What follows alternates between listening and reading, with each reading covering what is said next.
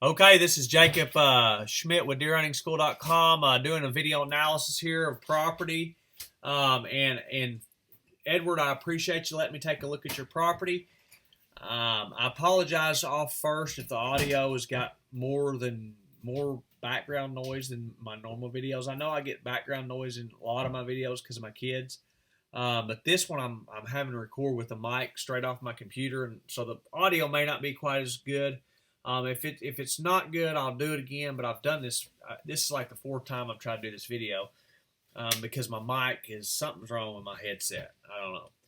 But anyway, so hopefully we can get this thing done and help you out, best I can here. And for you other guys that's watching this video, this is going to be a pretty good video. I'm going to reveal a few things that actually I have a course on, which I'm not going to go into great detail like I do on the course. Mountain Bucks course I have. The course is within inside the Masters deer hunting course. But it is I'm going to reveal a few things here because this land has some unique topography, the lay of the land and stuff. It's kind of hilly, and there's really unique things here, especially for bucks when they come into rut, killing bucks. I mean, it's really good stuff. So anyways, let's go ahead and get in it. And Edward, I hope I can help you out a lot here. And then one question you did ask me was about the food plot on the pipeline, and I responded to you. But I definitely agree. I was actually thinking the same thing, and I have a piece of property that I lease for my wife and kids to hunt on. That I have a 1 acre soybean food plot on a pipeline, and I definitely agree in using that opening to I know that here's one here. I guess this is one. I definitely agree in using that opening. Them openings, they're there. Use them, utilize them, and take advantage of them. To better your habitat and your deer population and stuff. So I definitely agree with that, and I think you're on the right track thinking that. So anyways, let's go ahead and get started with looking at the property and things. I want to look here at the topo real fast. Or first, real quick, I want to show you this road because we're fixing to look at this road that they built right here runs almost like if a buck, when he's cruising the rut, when he's really covering some ground, how he'll cover these checking this out, because we're going to look at the topo in a second, but that's the bend of the road. There's a point right here. There's a small point right here. And there's a draw right here. For you guys that don't know what a draw is, and I know some depending on where you're at in the United States, may call it something else. I know here in the South we call it a draw. Some of you guys in the North call it ravine or whatever, or some other things I've heard from doing different constellations and stuff with different guys all around the country. There's other guys that call it different things, but a draw is where the valley starts up at the top. Like this is the ridge, and I'm going to show it to you on Cal Topo in just a second. This is the ridge, and it works its way down in here into the valley. Like the valley's down in here. Okay, so let's just look at it on Cal Topo, and you'll be able to see what I'm talking about. I just want y'all to know. I want everybody to know, and Edward to know what I'm talking about when I say draw, because that's what I call it. That's what we call it in the South. So that's what I know it as. So that's what I'm going to say when I say draw. So here's the ridge, like I just pointed. And this is the draw running down in here as you go down into the valley. Okay, the valley's down in here, and there's a draw running down in here. There's a draw right here. Okay, running down in here. There's a small one right here. There's a small one right there. There's a draw right here. There's a draw here. Okay, that's coming off the ridge. There's a little as the valley starts going down. That's that draw. What we're talking about, a draw. Okay, so. Like, here's that road I just pointed out. This is the neighbor's field here, and this is that point that I'm talking about. Okay, and what's really, we'll talk about it in a minute. What's really unique here is the way this road is almost how a buck would cruise this. as he cruises it. And in my my mountain bucks course, I really talk about, like, into great detail how these contour lines are and stuff, and how you can read it. But first off, this is a contour line here. Okay, so this right here, if you follow this line, it runs like this. Where that is, that's all. Oh, daggum, my mouse hit something. All that right there is the same elevation. Okay, it's all the same elevation. So it's the same sea level here as it is here, and as it is here. Okay, so there's a big drop right here. That's in that draw. Okay, it really drops down, and then it comes back up. And anytime that thing makes a hard turn like that, there's always a really steep drop right here. And in mountains, it creates an absolute funnel up towards the top.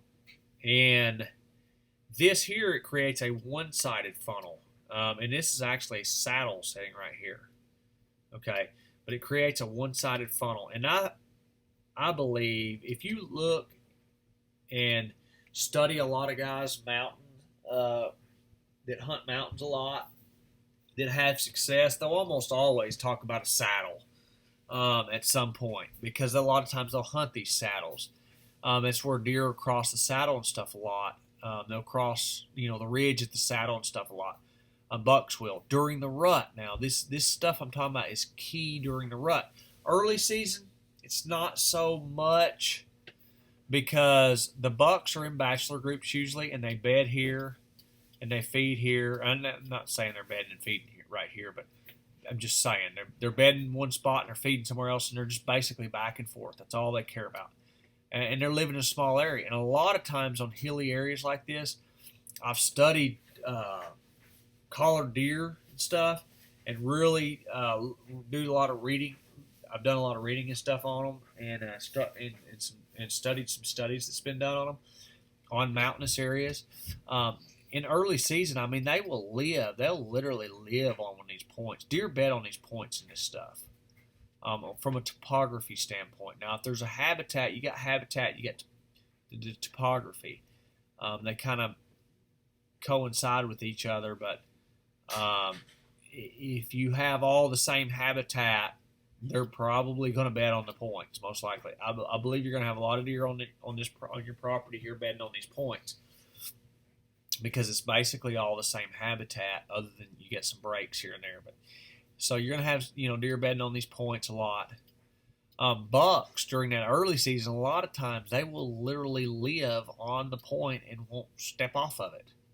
I mean, they'll live in that circle right there. I just drew, and that's where they live, period. I mean, and they'll move around on that, and if you're not in that circle, you're not killing him. So basically, if you was to hunt this, you're not killing that buck, because he's not coming through here. He's living right here, period. I mean, they do it. He's living here, or a bachelor group of them will live here, or they'll live on this point, and that's where they do. That's, they may every once in a while move a little bit, but not very much. So that early season, they're living in a really small, tight area, and there's ways to get in there and find them and kill them, but these saddles, these stuff I'm talking about, really come into play when the rut comes in, because that buck, all them bucks, they start moving, covering some ground, and they're really going to work these areas. Okay, they're going to really cover a little bit larger area. They're going to really move. They're going to put some miles on their hooves every day, and I'm talking about legal shooting light. This stuff about nocturnal deer is the biggest junk I've ever heard in my life. There's no such thing as nocturnal deer. They don't sit still. They move just as much in the daytime as they do at night. Now they will, for the most part, during the daytime, deer spend most of their time in their bedding area or right around it. Okay, that's what makes it so key during the rut, is finding funnels that connect one bedding area to another bedding area, because bucks, they're going to be checking in bedding areas. In the daytime, they're going to check the bedding areas mostly. They do check food sources for estrus does and things like that, but most of the time, that stuff goes on late in the evening, um, early in the morning, and at night, because that's where the does are at night. They're really not there in the daytime so much, but every now and then they are, and you can kill bucks, scent checking food sources and stuff like that. But they're really gonna check them bedding areas um, during the daytime, because if you think about it, that's where the does are 95% of the time during legal hunting hour, during legal hunting light. Okay, so the bucks are going to check them bedding areas, and that's what they do. So they go from one bedding area to another, and to another, looking for does to breed. And when they do that, what's so cool about this road is that's kind of the route that they take. Bucks like to cruise the side of the ridge. I've heard a lot of guys talk about hunting the ridge. Here's the ridge. And the bad thing, a lot of times these bucks will actually cruise the side of that ridge, not the top. They'll cruise down on the bottom of that break. Okay, and here's a secondary point coming off of it. They're checking this stuff for does. They're cruising that side of that ridge. And what's cool about this road, that's kind of the route that they take.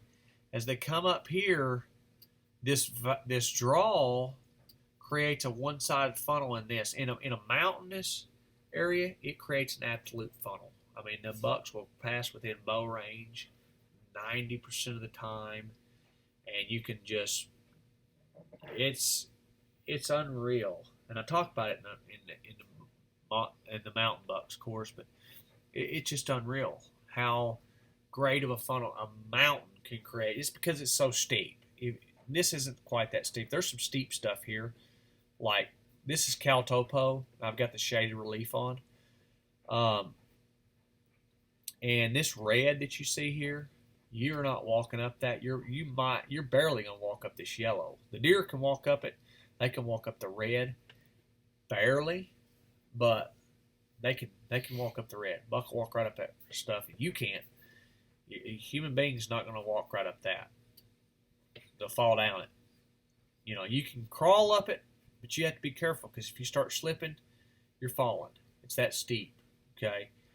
And one thing, if you study topos and then you go to your hunting area and then you come back, you start seeing what this shaded relief is so awesome on Topo, because you can visualize what you're looking at when you turn it on. Like, I mean, I know what red looks like. I know that if I was standing here, I know what I'd be looking down at. I mean, that's a drop off. I know that because I've seen it so much. Okay. I know what this light green is right here. That's pretty dang flat. Okay. And that's where, when you have this yellows and stuff, and it's a little bit darker, a human would have a hard time walking this right here. A deer can, but a lot of times he's going to cruise this right here. And one thing, you read guys all the time that hunt this, they're talking about hunting the saddles. The reason I believe, one, the deer, it's easier for them to cross right there. If you read much about guys that have had much success on hunting mountains, there almost always has some writings about saddles, hunting saddles and stuff like that during the rut now. Okay. It's not so much early season, like I already explained that, because the deer are, the bucks are just bed to food, and that's really all that matters to them. And they'll do that on a point. They'll find a point that's got everything that they need on that point, and they'll live there. Okay. Or the side of one of these big ridges or something. So anyways, this saddle, what takes place, it's the easiest route to cross that ridge. But I think the main, from me studying these mountain deer now for a long time that I have, I think the main reason that makes these saddles so good is every time you have a saddle, you have them draws on both sides. You have that one-sided funnel on both sides every single time. You've got a draw that kind of comes up tied to that saddle. This is that one-sided funnel that these bucks will go through on a hilly terrain like this. And then there's another one right here. And yeah, they're going to cross there a lot because they're going to cruise through this area a lot more because of that draw. Edward, you can look on this property, walk this property, and look at the tops of these things, these draws. There's one here. There's one here. This one, I think this one may be off your property. Let me look here. These circles aren't accurate where they're at. Okay. This is the top of the one. This is top of the one. There's one here. There's one here. Okay, there's another one right in here. Okay, this road bends back again right in here where this pipeline ends. Or not ends, but right there where that pipeline gets close to that road or whatever. Let me go back here. Right here, there's one here. Okay. Them are all them areas that you're just going to create a one-sided funnel. Okay, but there's in a saddle, there's always one on each side of it. Okay, and on this one, there's actually three. There's one here, there's one here. But that key point is how that road runs. That road runs just exactly as you're coming up that draw. You're looking at the shade of relief. When that thing gets right there where it starts getting really light, where that white spot is, that's the key spot. That's where you put your bow stand. I mean, obviously there's a road there on this one, but there's something unique here.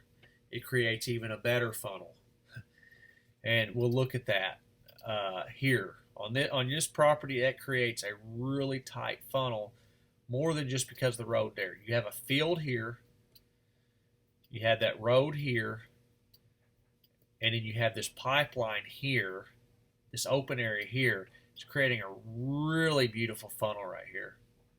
I mean, beautiful funnel. That's a beautiful spot. And you was talking about that, putting a food plot. I mean, an absolute very good spot to put a food plot be right here in that saddle. Okay, now let's go back to, I think for the most part, I've kind of explained what we're looking at here. Just real quick, kind of show some points here before we go over here. But we're fixing to go over to Google Earth because this is pretty much done here. Like, this is a beautiful bedding point right here. I know this is off your property, but it's an awesome spot. You have a little bit of this here. You may have another spot right in here that's really nice to hunt. You have an absolute awesome bedding point there. A little bit here. I know this is off the property, but when you're looking at this, I mean, it's just deer. They bed in this. They get that high ground. They use that high ground to their advantage, right here. And you see that green. That green's a slope, and you see how this is sloping, and then all of a sudden it gets white right there. It's a flat spot. They're going to bed on that flat spot. They're going to bed on that white. They're going to really. They'll, like here. A lot of times they're probably going to bed right in here on this point. Right in here's that light stuff. There's a point right here. They'll bed on that stuff. They'll find a fairly flat spot. They're going to bed on that a lot of times. Okay, so this right here wouldn't surprise me that if bachelor group bucks doesn't hang out on this a lot in the summertime. If this ain't a area that they're at. Okay, and when you have a property like this, I hate to say small property because it's actually a pretty good sized property. But for the size of a deer's average home range, it's kind of small. Sometimes you may early season not even have a buck on your property. But when the rut comes in, that's going to change. Okay, so don't freak out if you don't. And guys do that a lot. They freak out because they have 100 acres or they may have 20 acres and they're, oh my God, I ain't got no bucks on my property. That will change in the rut. They're going to use your property in the rut. You just don't want to mess your property up. If that's the case, you don't want to overhunt your does and stuff and have them not on your property when the rut comes in. You got to be careful on that. There's a fine line to that. You know what? You don't want to put too much pressure on your does to where you push them off your property onto your neighbors when the rut comes in.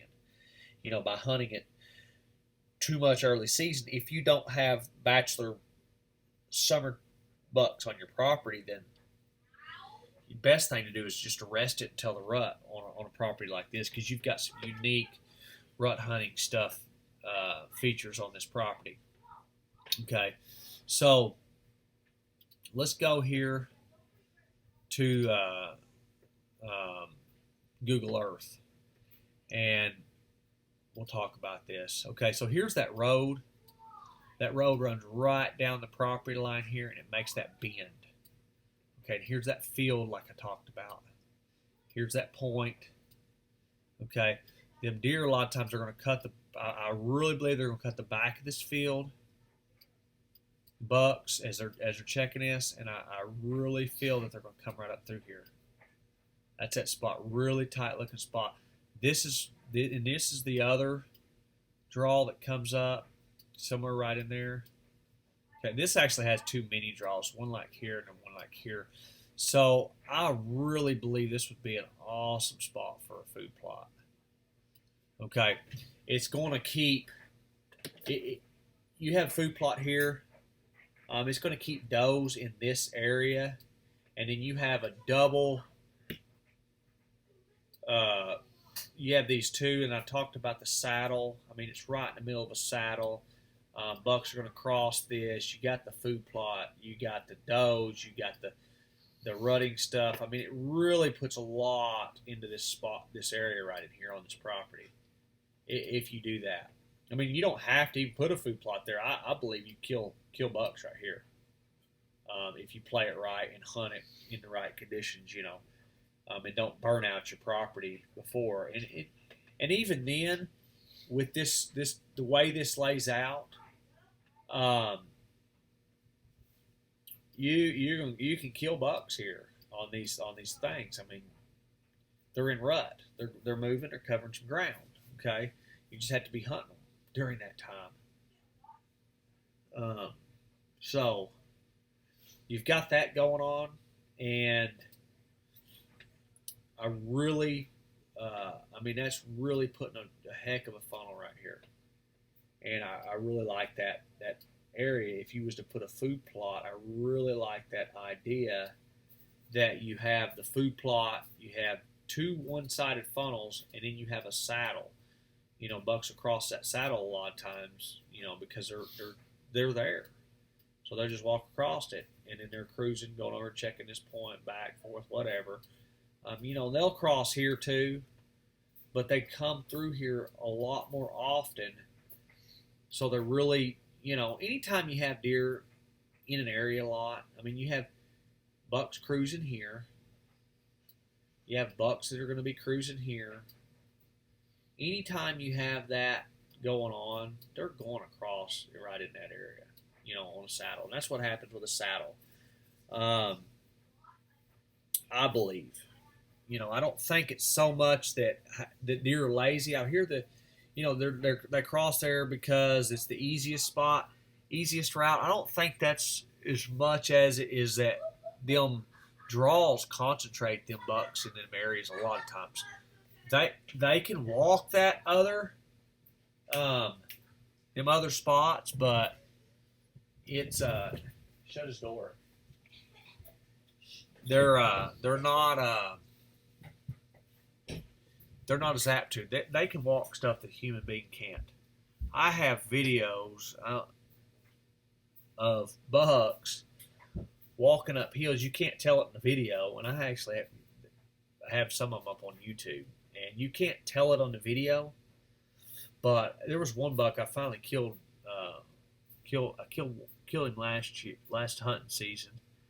I hunted him the year before, and I set up on him. And anyways, not to make too long of a story, but that buck was walking up stuff that was so steep that I thought, well, I'm just going to go up there. I mean, he's taking the same route every single time I seen him. I'm like, man, there was one tree. I mean, he passed by bow range every single time of this tree. And I said, well, I'm going to just put my stand up there and I'm going to hunt that in the morning, and then I'm going to kill that joker. Well, I went to do it, and I couldn't walk up the hill. It was too steep. I just literally, physically could not walk up the hill. It was too steep. And he's walking right up it like what? Not just him, but there was like a bunch of bucks doing it. And he was the one I wanted to kill. The rest of them were younger bucks, and then that led me to finding a lot of information out. Was that one deer did. Because I finally figured out a way up there, and I'll give some credit to Bill Winke on this. I read one of his books, and he was talking about using the runoffs to get up on he's talking about entry and exit, but he was talking about the runoffs. And a lot of times you can do that when you're hunting really rough terrain, is walk up the runoffs, and it's usually a little bit easier to go up, and plus the deer don't really use it so much. So that was which keyed me to how I could get up there. So I used the runoff, and that's what they're going around. They're going around that runoff, and that's what's creating that one-sided funnel, is because that runoff is steep, and you can slip up and down it and get to your stand. And the deer usually don't do it, but they don't usually cross through it. I have seen a couple bucks cross through them. That, I mean, I was shocked that they walked through there. So anyways, these deer, especially mountain bucks, they don't know any better. These deer in your area here, they don't know any better. This is all hilly terrain. That's all they've ever lived in. They don't know. Okay, so I mean, that's just where they live. I mean, that's all they know. Okay, is this hills and stuff. So they walk it a lot, and they use it to their advantage. So anyways, you've got that going on. Get you a food plot set up and everything. The other thing is understand, like I talked about the early season a little bit.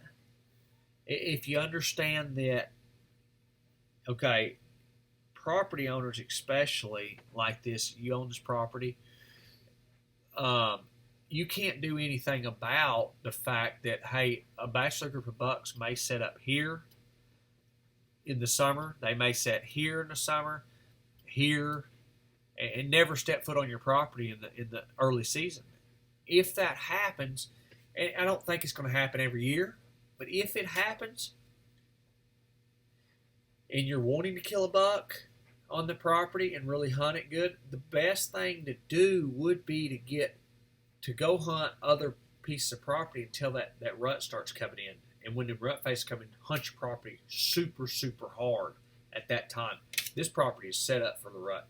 Now, that's one thing I really think would help you is by putting a food plot in, here, and then you could even put one in here. Okay, I don't have to be that big, but you could even put one in there, and that is gonna increase the odds of, especially if you can keep the pressure off of them. And I like the way that this thing bends. Okay, it bends. Okay, right at the property line, it bends here. Okay, so you control the deer they have a little bit of, it's a little bit more secluded because of the bend in it. Okay, it's not like they're just being able to be seen from half mile. Okay, they've got a little bit of cover around them because of the bend. So like here's the end and it bends. Okay, so it's not like your neighbors are going to be sitting there disturbing the deer that's in your food plot unless they're doing some trespassing or something. I mean, obviously you can stand here and you can see, if you put a food plot here, you can see it, but they're going to have to get right here. They're not going to be able to see it from here, or bother the deer from right in here. Okay, they're going to have to actually get right there on the property line. So, anyways, so that's going to enhance the odds, if you have good quality food, of a bachelor group of bucks being on your property. But it's not always. I mean, they just sometimes they'll bachelor over here, or they just do that stuff. I mean, I can't explain it. I mean, they're a wild animal. And I say a lot of times with deer, there's never an always, and there's never a never. There's not. I've seen videos, like on TV, not hunting videos, but just amazing videos. I mean, most of us have seen the nice, I think he's a 9-point, runs in the grocery store and crashes a lot of the grocery store up with people in there. I mean, who in the world would have thought that you could have, put your deer stand up above the dang cash register and killed a nice buck that day? People said, that's impossible to kill a buck right there. But if you'd have had your deer stand in the, in the grocery store, you could have killed your deer that day. It wasn't, it's a joke. I'm joking, but seriously, you could have. So anyways, one other deal here on this property, you have this pipeline here, and you also have this draw right in here, and you have that road that comes up and bends again right here, and that's right there. That's a increased odds of this funnel right in here, that one-sided funnel. And I'll show you that again here. Let's go back to Topo, and this is not where that isn't where that road bends. Right here, that's not where the road bends. I'm off. But anyways, you have this. I'm trying to draw. Okay, here we go. You have this other deal here, and that is on your property. Okay, so that's another one of them real good little deals. And somewhere, I guess that pipeline runs like this. I don't know, but I was thinking that it ran closer to this bend in this road. I mean the pipeline does.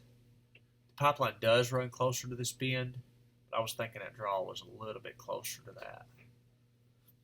But either way, it's going to create a one-sided funnel. You have this flat point here. And the other question you had was entry and exit. Okay. The best in looking at this, you got to stand here. The best way to enter and exit that thing is right off the point of this road. Straight to it, straight out. Going to disturb the least. This is generally not an area that deer will hang out for very long. Usually they're there, they're passing through, and they're gone. The only thing that might make them hang out in it more is a lot of times if you have a food plot here, okay, they may hang out a little bit more, especially bucks. A lot of times as they come into an open area like that in the evening to feed, a lot of times they'll hold up out here in the cover until they'll come in, say he's bedded out here, he'll come in, he gets real close, and he'll just hang out back in here, waiting on it to get dark, and then he'll come out. That's one thing that busts out a lot of people that hunt right on the food plot from killing the buck.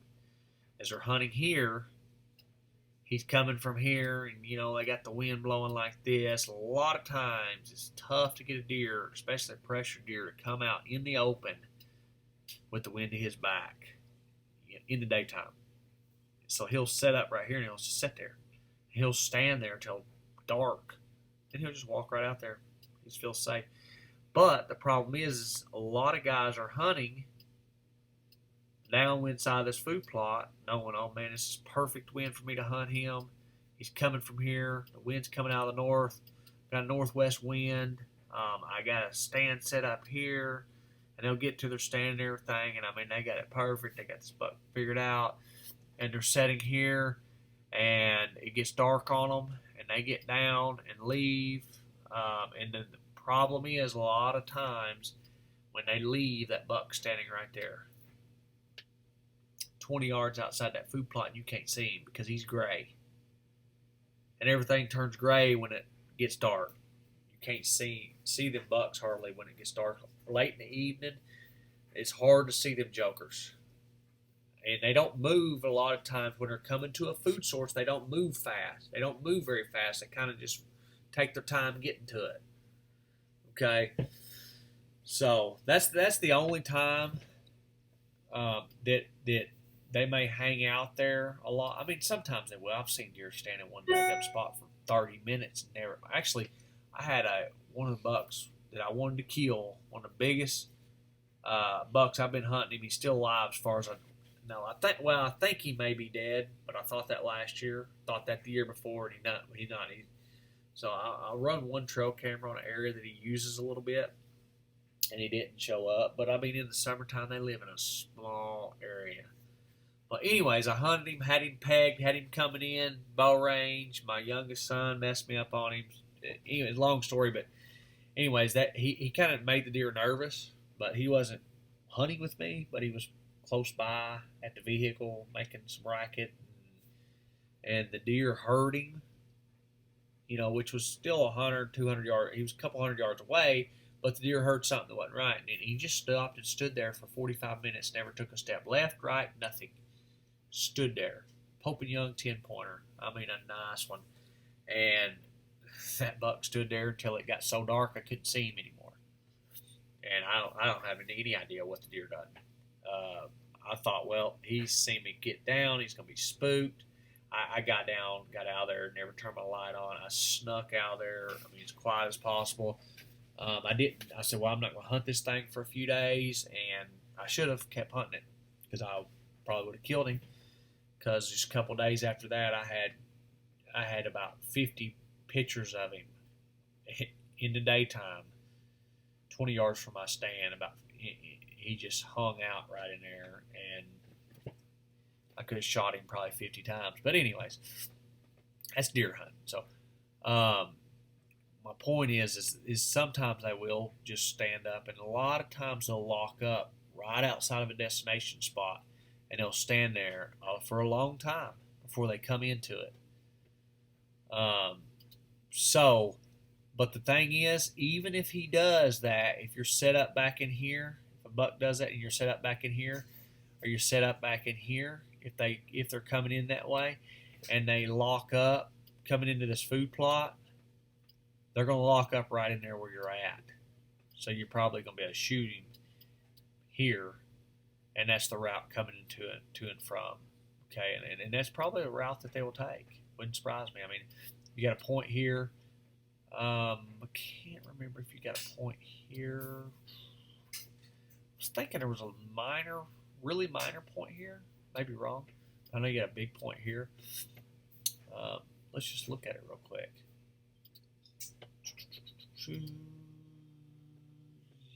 Yes, you do have a really good point right here. Okay, yeah, you do have a point here. Okay, there is a point right here, secondary point, right here.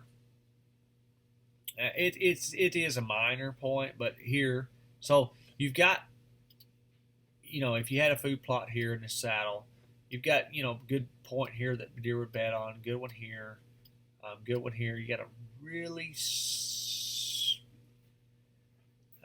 I hate to even say it at this point, but I mean, there's possible right here. Okay, so you got multiple areas that they could bet at close by, and then come in and out. And that's a lot of times the route they'll take. Right there. Pretty. I mean, they may not take an exact straight line, but that's kind of the route they're going to take. Bring them right through here, right through here. You could set the stand right on the middle of it. You have to be careful doing that, hunting it. Because even a lot of times, the problem you have with hunting food plots, especially when you're hunting a buck, is does will come in there and feed. Early season, I'll tell you a lot of a trick. Not a trick. It's something that's not strange to me. I'm not going to go into it real great detail in this video, but a lot of times when you have a bachelor group of bucks, you're not going to have many does. A lot of times, if you have a lot of does coming to a food plot or in an area, you're not going to have any bucks there early season, usually. When you find a lot of bucks early season, I'm talking early season now, running a summer pattern, usually it's just them bucks. It's a bachelor group of bucks, and they're hanging out there. And you don't really have many does there usually. I mean, sometimes you'll get a couple, but I don't know. That's just it's the way it is. So I see a lot of guys that are hunting early season. Well, I ain't seen nothing but does, nothing but does, nothing but does. And I've done my homework usually. I usually do my homework, and I have some bachelor group of bucks pegged. And I have a deal that I do, and I know several guys that kill a lot of bucks do the exact same thing. And it's a scouting strategy that I use. It's to find rubs. You find them bachelor group of bucks. You can find them by the rubs because they have fresh rubs, and you find them fresh rubs, and then you're right there on them, and then you hunt them. So even when I haven't, it doesn't take me long to find a bachelor group of bucks and hunt them. And almost every time I use that strategy, I get one within bow range. Not say I'll always kill him because I miss them. I have them bust me sometimes. Honestly, just to be honest with you, more than not, they bust me somehow. Something happens that I kill them. They get away more than I kill them, but I get my fair share of killing them. But I always, for the past, finding fresh rubs early season with a bow, hunting them, I have for a lot of years I have had bucks within bow range. I've missed several bucks. I have had several of them bust me. I have my son mess me up on a big one. I've had a lot of stuff happen, but I've had plenty of them, and usually multiple bucks. I usually have multiple bucks early season within bow range just by finding their rubs. I mean, we're talking the fresh rubs early season because they're fresh rubs. They're in their little bitty core area that they're living. They're not leaving that area. Even if you go in there and hunt them, they're still there. If you hunt them over and over, but usually I get a shot at them within the first time in there. To hunt them, I'll scout it out, find me a tree, hunt out of, come back, hunt it, and I usually get a shot at the buck the first time in. So, anyways, that's one strategy that's I could go on and on and on about, and I have a little mini course on it, and it's unbelievable how awesome it works. It's just like the rut with these dang draws. It's just the way it is. I mean, they use them. So, I think I've pretty much covered everything on this property, Edward. If entry and exit covered here, I just like coming off the road. You have some good access on your property. Now, the only thing I'm not sure about, and maybe I should have asked you about, is down here. If you access them down here, I don't know if I think this may be a private road right here that I just drew that line down. So I don't know if you can access off of it, if you have access off that, because it may be a private road. And even if it is a private road, since you own the property and everything, you might can talk to this guy here or whoever this is and say, hey, I own this property. I just want to know if I can use your road just to access my property during hunting season. But if you can access the shortest route possible, is almost always the best because you leave the least amount of scent, the less noise getting in, but it's not always the best. Okay. You want to avoid the bedding areas as you're going to your stands in the middle of the day. You want to stay away from the bedding areas. Stay out of the bedding areas. Stay away from it. Avoid your scent from going to the bedding area if at all possible. Okay, so if you think a buck is bedded here, and a lot of times I know there's a road running through here, but if you think he's bedded here and he's coming here, and let's say,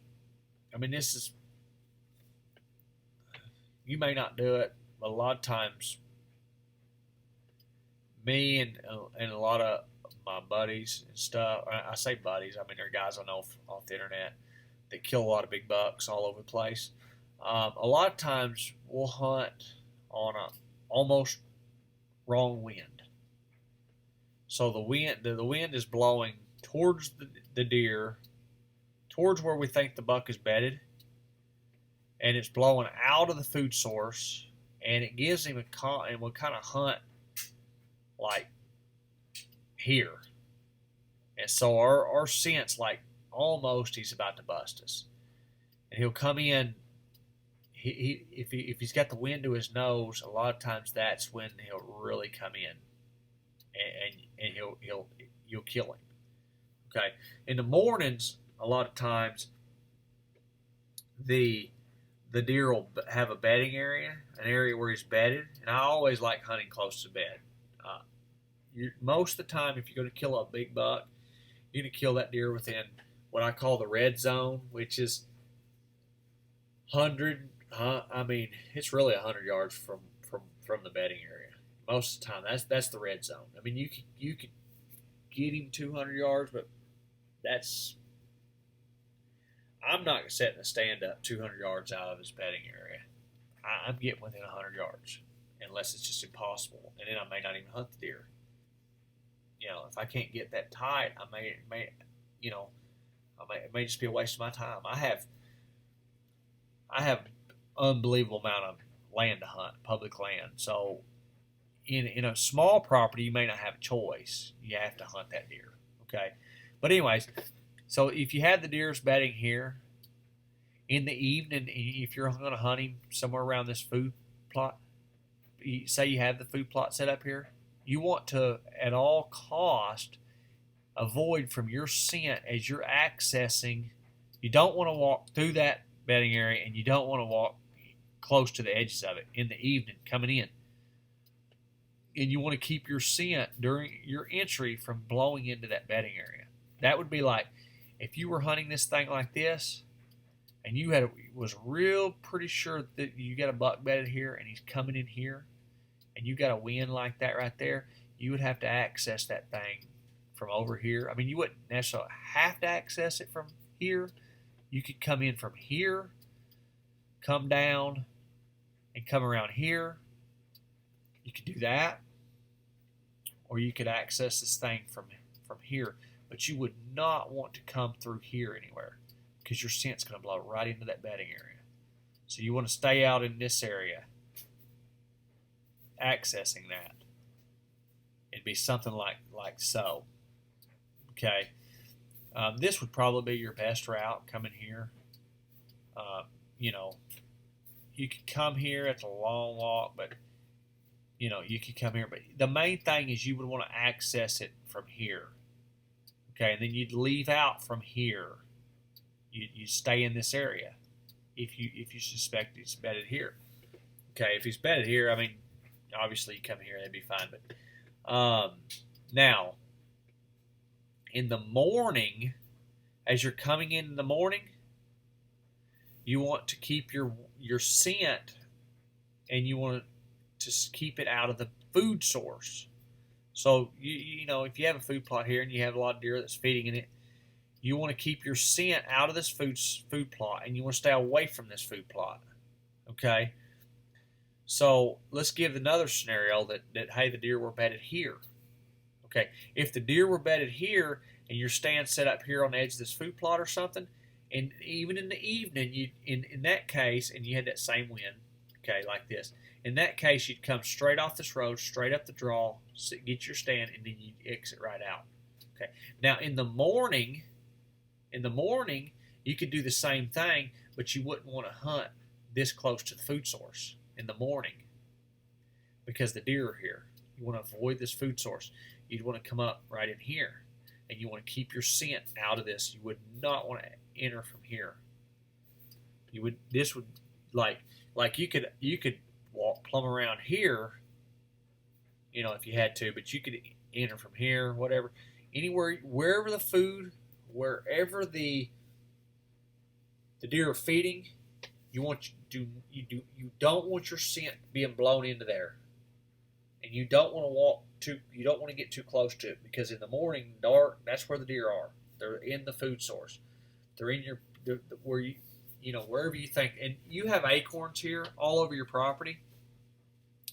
So you don't want to, they could be all over your property, but wherever you think that they are the most likely to be in the morning, which is most likely where they're feeding the most, you want to avoid at least as much as possible the wind blowing your scent in there as you're walking in. Okay, and then when you leave, as you exit in the middle of the day, say if you go take lunch, you want to keep your scent out of the bedding area. Okay, as you leave. Okay, and then when you come back in the evening, you would keep your scent out of the bedding area, and then when you leave, exit away, stay away from the food source when you leave, because the deer they're in the food source for the most part. Some of them may just be getting there or whatever, but when it turns dark, they're pretty well, on their way to their food source. Even the more so-called nocturnal deer, the older ones, they're even, once it's dark, they're headed towards their food source. And a lot of times you'll have bucks that they're not going to come out in food source until after dark. They're not going to come out in a food plot until after dark. They're not going to enter the main oak flat till after dark. I mean, there are deer like that, and that's where a lot of guys think they're nocturnal, and they're honestly not going to. A lot of bucks are not going to be out of 100-yard range from their bedding area till after dark, or they're going to be back in that 100-yard range by morning. Okay, so they have. I mean, there's no such thing as a nocturnal deer, but they have areas that they spend their daylight time in. A lot of times they're small areas, a couple 100-yard circle or something. But anyways, Edward, I hope this video here helps you out. If you have any questions or anything, shoot me an email or whatever. I'll answer them best I can. And I wish you luck. And I really like this type of area. I've had really good success helping guys out. When they have hills like this, I've had a lot of guys have good success from my video analysis on these type areas, and I think a lot of that is because I hunt. I have really good success in areas like this when I hunt it. I can peg the bucks quick, and I hunt a mountain area a lot. I don't know about my favorite. I hate to say favorite because I'll hunt anywhere. I'll hunt bottoms, creek, river bottom. I mean, I'll hunt anything. But I've been after one particular buck that's in a mountain area that I'd love to kill. For now, this would be, I think, the fourth or fifth year I've been after this deer. I had him the first year, and my son blew it. But anyways, so I've spent a lot of time in there studying the deer in there. I've had really good. I've studied some really good aerial photo stuff of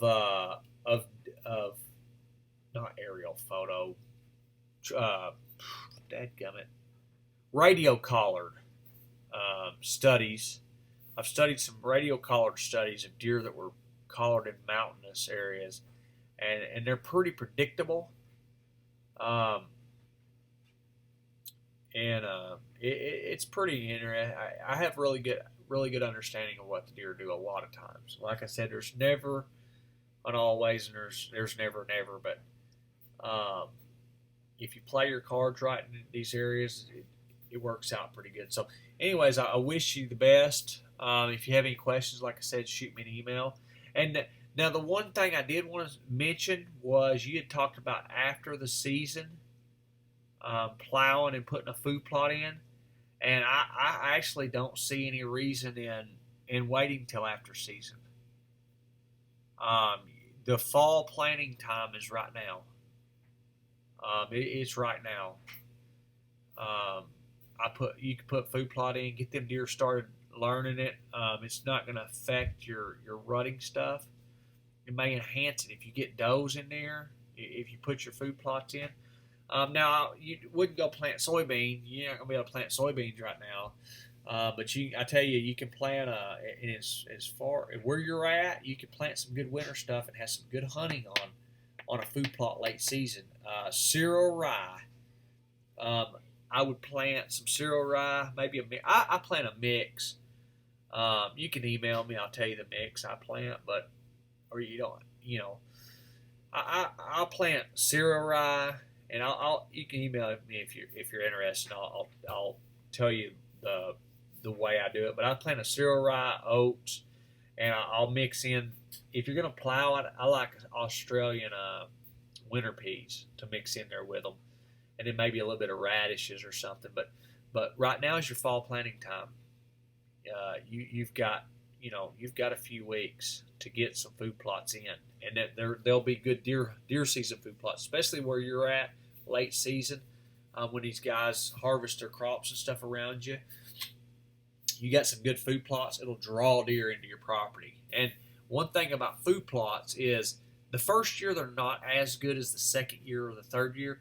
The deer have to kind of find them, and as the deer find them after a few years, the food plots start getting better and better and better, because more and more deer know that they're there. When you first put that thing in, a 5-year-old buck, he may not even know that food plot's in the world the first year, until maybe in the rut he passes by and goes, "Wow, some good food right here." So you put a food plot in. Let's just say you pop your best food plot in the world right here, and you got a Boone and Crockett buck that's bacheloring with 3 other Boone and Crockett bucks right here. They're not going to find out that food plot's right here until the rut, because they're living here and they're not leaving it. Okay, that's just what I'm saying. I mean, that obviously is not realistic, but that's the way it takes place. So as the years go on, you get your food plot here. If you put one here, I don't know I don't even know if this is a pipeline. I know they just cut this thing not too long ago, like a few years ago. They put this in. They cut this, but I mean, it looks like you could plant it to me. I know this was a pipeline or something, or old road or whatever, but I definitely would plant that. One other thing I wanted to mention real quick, I almost forgot it, just thought about it, was it looks to me like there was a little bit of logging that took place here. And if I remember correctly, it looked like there possibly was a little bit right in here. And I know it looked like there was some right up in here. Okay. And I know this guy right off the map right here, at the southern part of his property here, right off the map, I know that area was logged. It looked to me like he might have left it cleared, though, like he might have been actually just clearing part of his property for a bigger yard or something. But anyways, these logged areas are going to be really good habitat for deer. So like down this part of your property line, there's a good chance that you could have, especially like you have that draw that comes up in here. There may be somewhere in here that's a really good stand location as deer come out of this, in and out of this, because them logged areas create really good bedding areas. And if this is logged here, it's just going to enhance all this down in here we talked about, because anytime you have habitat plus the topography that's working together, like you have a really thick area on a point, it's deer magnet. Okay, thick logging, clear cuts and logged areas are deer magnets anyways. I don't care where they're at. Deer love them. They have gobloads of food, gobloads of cover, and sometimes they'll have water in there. Deer have to have food, water, and cover. And when they have it all in a small area, they're magnets. Okay, deer get most of their water from what they eat, so they don't need water like humans. Like we have to drink water daily or we'll die. Deer can survive in 100-degree weather without going to pond. They may not be where you live, but they can here in Arkansas. I mean, now I seen some guys as a joke. complaining on a forum that I'm a member of, and kind of on Midwest Whitetail Watch. They were complaining about it being too hot to deer hunt, and as a joke, I was just joking them, but I sent them a picture of a nice 8-point buck on my trail camera at like noon, and I'm like, the reason you guys ain't killing any deer, it was a joke, but it's because y'all at the restaurant at lunch or whatever complaining about the heat, and the bucks are out, getting water and stuff in the middle of the heat. But I had a picture of a buck going to a pond. It was 115 degrees actual temperature, and he was up in the middle of the day walking around. And it was a joke, obviously, but he really was. He really was going to the pond. I really have his picture at 115 degrees. So, anyways, the kind of picking at him, but so here in the South, where you're at, 115 degrees, all y'all's deer might die. 100 degrees, y'all's deer may die of heat strokes. But here in Arkansas, I mean, it ain't nothing. Nothing. I've hunted in mid 90s a lot. Sweat like a dog doing it, but I've done it. So, anyways, I wish you luck, Edward. Anybody else that watched the video, I appreciate you watching it. Edward, I appreciate you letting me look at your property, and I really hope I helped you out a lot, and at least gave you some pointers and gave you some stuff to really kind of get started on, and then expand upon. Wish you luck. Anybody else watching the video, I appreciate you guys watching it. Check out deerhuntingschool.com for more tips, information, things like that on deer hunting. Have a good day, and bye-bye.